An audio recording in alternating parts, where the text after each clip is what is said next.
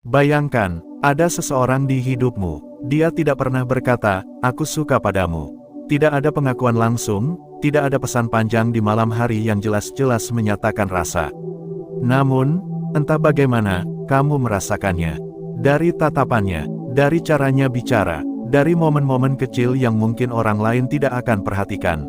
Tapi, hati manusia punya satu kelemahan, kita suka menghubungkan titik-titik yang belum tentu membentuk gambar yang sama. Kadang, kita menafsirkan kebaikan sebagai tanda cinta. Kadang, kita mengira senyum adalah undangan, padahal itu hanya sopan santun. Dan yang lebih berbahaya, kita sering terburu-buru menyimpulkan sesuatu, hanya karena kita ingin percaya bahwa itu benar. Seorang filsuf Stoik pernah berkata, yang membuat kita menderita bukan kenyataan, melainkan cerita yang kita buat di kepala kita tentang kenyataan itu. Dan dalam hal cinta, ini menjadi sangat nyata. Karena itu, hari ini, kita akan berbicara tentang 10 kode rahasia yang sering muncul ketika seorang wanita tertarik padamu. Bukan untuk membuatmu curiga berlebihan. Bukan untuk mengubahmu menjadi detektif hati. Tetapi untuk membantumu melihat dengan jernih. Tanpa terlalu cepat berharap, dan tanpa menutup mata dari tanda yang memang ada. Kontak mata, kedekatan, dan nada suara, membaca bahasa tubuh yang jujur. Sebelum kita masuk ke tanda pertama, mari kita sepakati satu hal. Tanda-tanda ini bukan rumus matematika. Tidak ada kepastian mutlak, yang ada hanyalah kemungkinan, pola, dan konsistensi. Seorang Stoik memandang tanda-tanda ini seperti seorang pelaut membaca arah angin. Bukan untuk memastikan masa depan, tetapi untuk mempersiapkan diri menghadapi kemungkinan yang datang. 1. Kontak mata yang lebih lama dari biasa. Kontak mata adalah bahasa universal yang melampaui kata-kata. Dalam komunikasi manusia, tatapan mata menyimpan lapisan makna yang tak bisa dipalsukan sepenuhnya. Seorang wanita yang tertarik biasanya akan memberikan tatapan yang sedikit lebih lama dari orang lain. Bukan tatapan kosong, tetapi tatapan yang mengandung sesuatu, entah rasa ingin tahu, kekaguman, atau bahkan ketertarikan yang ia sendiri belum sepenuhnya sadari. Namun, disinilah banyak orang terjebak. Mereka melihat satu kali tatapan, lalu langsung menyimpulkan, dia pasti suka aku. Padahal, bisa saja tatapan itu muncul karena dia sedang melamun, atau sekadar menatap arahmu tanpa maksud tertentu. Seorang Stoik tidak terjebak di satu momen. Ia menunggu. Ia melihat apakah tatapan itu terjadi lagi, di waktu yang berbeda, dalam situasi yang berbeda. Ia mengamati pola bukan hanya peristiwa tunggal. Lihatlah tanda ini seperti seorang ilmuwan mengamati fenomena alam. Jangan langsung percaya pada tatapan pertama, tetapi perhatikan apakah tatapan itu punya irama yang berulang. 2. Mencari alasan untuk berdekatan. Manusia adalah makhluk yang cenderung mendekat pada apa yang disukai. Bahkan dalam keramaian, seseorang yang tertarik akan mencari cara untuk berada di dekat orang yang memikat perhatiannya. Itu bisa berarti duduk di bangku sebelah, berdiri di sisi yang sama, atau secara tidak sengaja sering lewat di dekatmu. Tapi ada hal penting yang perlu diingat, kedekatan fisik bukan selalu tanda ketertarikan. Kadang, itu hanya karena kebetulan posisi duduk, atau karena ruang yang tersedia memang terbatas. Namun, jika kamu perhatikan, dia seperti punya kecenderungan untuk mencari posisi di mana kamu berada. Dan itu terjadi berulang kali. Itu bisa menjadi sinyal halus bahwa dia merasa nyaman di dekatmu. Seorang Stoik akan mengamati ini tanpa euforia berlebihan. Ia akan mencatatnya di pikirannya, lalu membiarkannya mengendap. Karena kesimpulan yang baik lahir dari pengamatan yang cukup panjang. 3. Perubahan nada suara. Salah satu hal yang jarang disadari orang adalah betapa fleksibelnya nada suara kita saat berbicara dengan orang yang berbeda. Kita semua, secara naluriah, menyesuaikan intonasi dan ritme bicara tergantung pada siapa lawan bicara kita. Seorang wanita yang tertarik cenderung berbicara dengan nada yang sedikit lebih lembut atau hangat saat berbicara denganmu dibandingkan dengan orang lain. Kadang, ada tawa yang lebih tulus. Kadang, ada jeda singkat sebelum dia merespons, seolah ingin memilih kata-kata yang tepat. Dan ini semua terjadi di bawah sadar. Dia mungkin tidak menyadari bahwa suaranya berubah ketika berbicara denganmu. Namun, seperti tanda-tanda sebelumnya, nada suara juga bisa menipu. Ada orang yang memang hangat pada semua orang. Ada pula yang terbiasa berbicara lembut sebagai sifat alaminya. Seorang Stoik akan bertanya pada diri sendiri, Apakah nada ini hanya untukku, atau dia berbicara seperti ini kepada semua orang? Pertanyaan ini akan menjaga kita dari keinginan untuk segera percaya pada apa yang ingin kita percayai. Menggabungkan tiga tanda pertama. Jika kita menyatukan tiga tanda pertama ini, kontak mata yang lebih lama, kedekatan yang dicari, dan perubahan nada suara, kita akan mulai melihat pola. Tapi ingat, satu tanda saja tidak cukup. Dua tanda bisa jadi kebetulan. Tiga tanda yang konsisten mulai memberi kita gambaran, tapi itu pun belum menjadi kesimpulan final. Disinilah prinsip stoik bekerja, amati tanpa melekat. Perhatikan tanpa berharap, karena dalam cinta, terburu-buru adalah cara tercepat untuk tersesat. Seorang stoik tidak menunggu tanda untuk membenarkan harapan. Ia menunggu tanda untuk memahami kenyataan. Dan dari pemahaman itulah ia memutuskan langkah apakah maju, diam, atau mundur dengan hati yang tetap utuh. Cinta tidak seharusnya membuat kita buta. Justru, cinta yang dewasa membuat kita melihat lebih jelas tentang diri kita, tentang orang lain, dan tentang apa yang benar-benar kita inginkan. Karena pada akhirnya, mengetahui seseorang menyukaimu hanyalah bonus. Yang jauh lebih penting adalah memastikan bahwa hubungan yang terjalin berasal dari kejujuran, bukan dari ilusi yang kita ciptakan sendiri. Perhatian yang bersifat personal, menggali tanda dari dalam interaksi. Ada pepatah lama yang mengatakan, seseorang bisa berpura-pura peduli, tapi hanya untuk waktu yang singkat. Dalam hal perasaan, yang paling sulit disembunyikan bukanlah kata-kata, tetapi perhatian yang lahir dari dalam hati. Perhatian sejati tidak muncul dari kehendak untuk terlihat baik, tetapi dari dorongan alami untuk memastikan orang yang kita sukai merasa diperhatikan. Dan disinilah kita memasuki 4 tanda berikutnya, tanda yang lebih halus, tapi jika kamu perhatikan dengan tenang, akan jauh lebih jujur daripada 1000 kata. 4. Ingat detail kecil tentangmu. Pernahkah kamu menceritakan sesuatu yang menurutmu biasa saja, namun dia mengulanginya beberapa minggu kemudian seolah itu penting? Misalnya, kamu pernah berkata bahwa kamu suka kopi tanpa gula. Dan tiba-tiba, saat kalian bertemu lagi, dia membawa secangkir kopi hitam. Tanpa kamu minta, tanpa dia bertanya lagi. Inilah kekuatan perhatian. Seorang wanita yang tertarik biasanya memiliki radar yang menangkap detail kecil tentangmu. Hal-hal yang bahkan kadang kamu sendiri lupa pernah kamu ucapkan. Namun, sebagai seorang stoik, kita harus hati-hati. Tidak semua orang yang mengingat detail tentang kita berarti menyukai kita secara romantis. Ada orang yang memang punya daya ingat kuat. Ada pula yang terbiasa mendengarkan dengan saksama sebagai bentuk sopan santun. Maka, yang kita perhatikan bukan hanya sekali ingat, tetapi konsistensi dalam mengingat dan bertindak berdasarkan ingatan itu. Kalau dia mengingat hal-hal yang tidak penting bagi orang lain, tetapi penting bagi kamu, itu tanda bahwa dalam pikirannya, kamu menempati ruang khusus. 5. Mencari kontak fisik ringan. Bahasa tubuh adalah lapisan komunikasi yang bahkan lebih tua daripada bahasa verbal. Sebelum manusia punya kata-kata, kita sudah saling berbicara lewat sentuhan, jarak, dan gerakan. Seorang wanita yang tertarik cenderung mencari cara untuk menciptakan momen kontak fisik ringan. Misalnya, menyentuh lenganmu saat tertawa, menepuk bahumu ketika kamu mengatakan sesuatu. Atau bahkan membiarkan jarak fisiknya denganmu lebih dekat daripada dengan orang lain. Bagi stoik, tanda ini harus dibaca dengan konteks. Ada orang yang memang ramah secara fisik. Ada pula yang tumbuh di budaya atau lingkungan di mana sentuhan ringan adalah hal biasa. Maka, kita tidak terburu-buru menafsirkan. Kita lihat apakah sentuhan ini hanya terjadi padamu, atau dia juga melakukannya pada semua orang di sekitarnya. Kita juga bertanya, apakah kontak fisik ini diikuti tanda-tanda lain? Karena dalam membaca sinyal hati, satu tanda adalah setetes air, tapi beberapa tanda bersama-sama mulai membentuk sungai. 6. Perhatian dalam situasi ramai. Cinta sejati tidak hanya terlihat saat dua orang sendirian, tetapi juga saat mereka berada di tengah keramaian. Perhatikan ini, ketika kalian berada di acara atau lingkungan dengan banyak orang. Apakah dia tetap mencari keberadaanmu? Apakah matanya mencari wajahmu di antara kerumunan? Apakah dia tetap melibatkanmu dalam percakapan walau ada banyak orang lain di sekitarnya? Jika iya, itu pertanda kamu memiliki bobot emosional dalam hidupnya.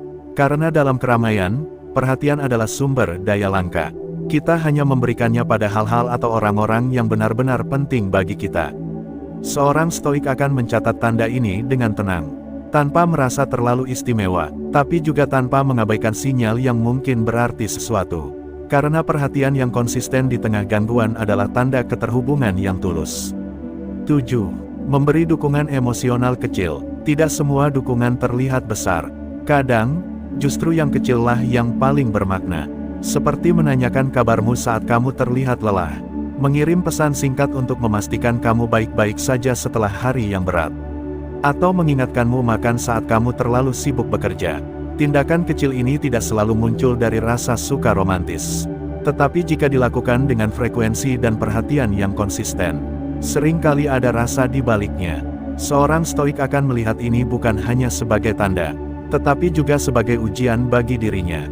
Apakah aku juga memberi perhatian yang sama? Atau aku hanya ingin menerima tanpa memberi?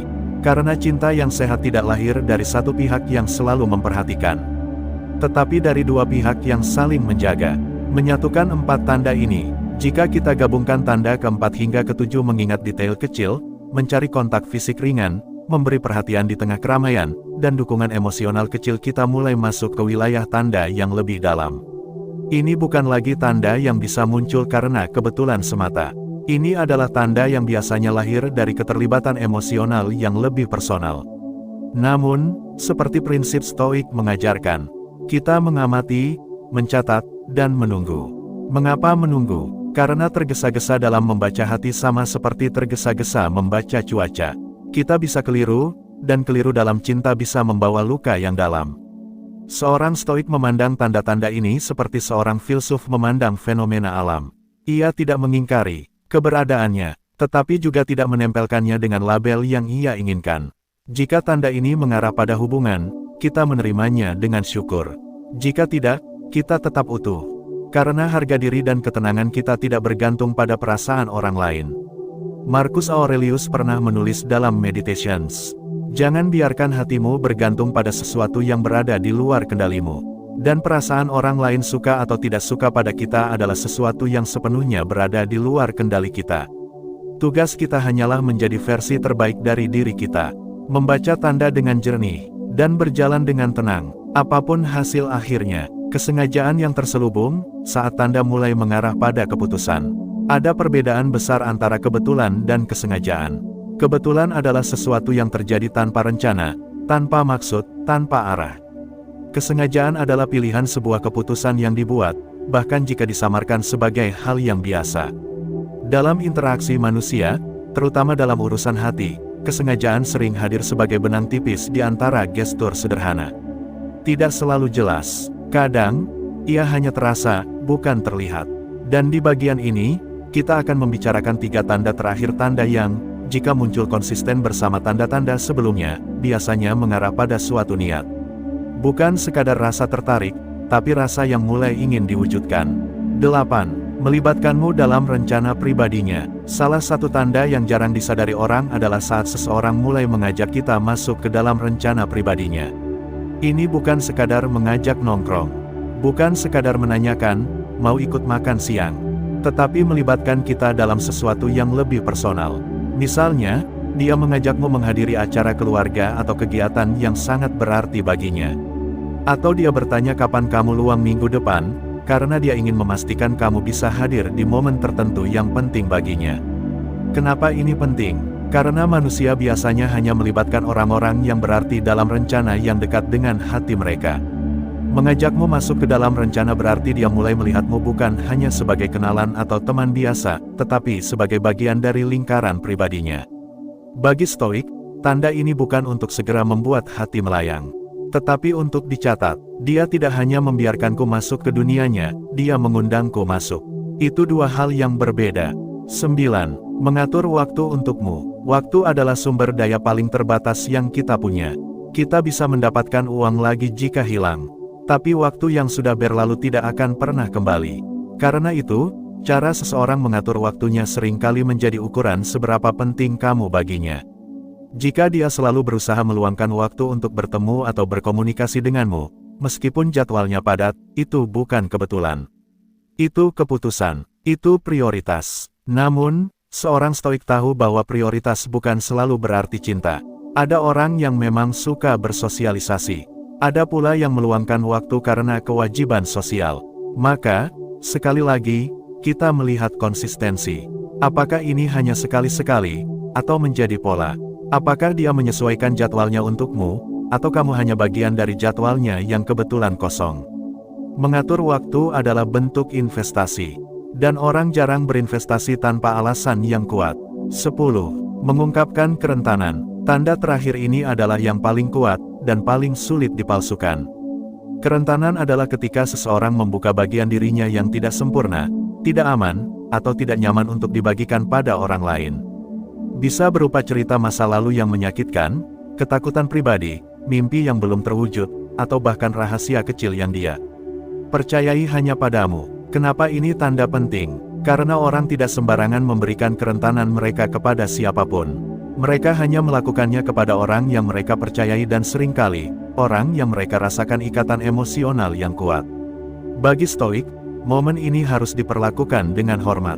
Kerentanan bukan permainan. Ketika seseorang memberikannya padamu, itu bukan sekadar tanda dia mungkin suka padamu, itu adalah tanda dia mempercayaimu.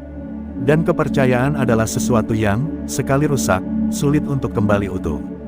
Menghubungkan tiga tanda terakhir. Jika tanda ke-8 hingga ke-10 muncul bersama tanda-tanda sebelumnya, gambaran mulai jelas. Dia bukan hanya tertarik, tapi sudah mulai mengarahkan hubungan ke tingkat yang lebih personal dan intens. Namun, disinilah tantangan terbesar bagi kita sebagai manusia yang punya harapan. Kita harus tetap membedakan antara tanda yang mengarah ke sesuatu dan tanda yang kita inginkan mengarah ke sesuatu. Dua hal itu tidak selalu sama. Antara tanda dan kenyataan, Epictetus pernah berkata, jangan berharap segala sesuatu terjadi seperti yang kamu inginkan. Harapkanlah bahwa segala sesuatu terjadi seperti adanya, dan hidupmu akan tenang. Membaca tanda-tanda cinta memerlukan kesabaran yang sama dengan menunggu benih tumbuh menjadi pohon. Kita tidak bisa memaksa benih untuk tumbuh lebih cepat hanya karena kita ingin segera memetik buahnya. Yang bisa kita lakukan hanyalah merawat tanahnya, memastikan ia mendapat cahaya yang cukup, dan menerima bahwa waktu akan mengungkapkan kebenarannya. Begitu juga dalam hubungan, jika tanda-tanda ini memang berarti dia suka padamu, itu akan terungkap melalui tindakan yang lebih jelas. Jika tidak, kita tetap tenang, karena nilai diri kita tidak berkurang hanya karena perasaan orang lain berbeda. Membaca tanda dengan hati yang tenang, kita sudah berjalan cukup jauh. Dari tanda-tanda yang paling sederhana seperti perubahan bahasa tubuh dan tatapan mata, hingga tanda-tanda yang lebih dalam seperti keterlibatan dalam rencana pribadi dan pengungkapan kerentanan. 10 tanda itu adalah peta. Tetapi peta, seberapa detail pun, bukanlah wilayah itu sendiri.